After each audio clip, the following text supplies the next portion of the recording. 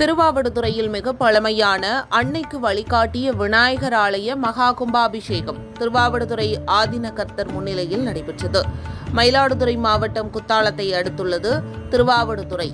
இங்கு திருவாவடுதுறை ஆதீனத்திற்கு சொந்தமான மிக பழமையான அன்னைக்கு வழிகாட்டிய விநாயகர் ஆலயம் அமைந்துள்ளது.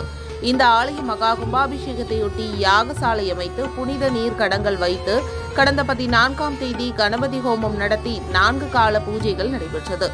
இன்று 4வது கால யாகசாலை பூஜைகள் நடைபெற்று பூரணாகுதி நடைபெற்றது. பின்னர் சிவாச்சாரியார்கள் புனித நீர்க்கடங்களை தலையில் தாங்கி வேத மந்திரங்கள் முழங்க புனித நீர்க்கடங்கள் விமானத்திற்கு எடுத்துச் செல்லப்பட்டது.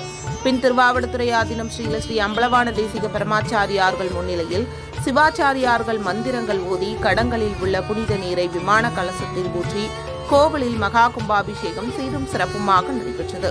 இக்கும்பாபிஷேகத்தை காண ஆயிரக்கணக்கான பக்தர்கள் கண்டு விநாயகரின் அருளை பெற்று சென்றனர்.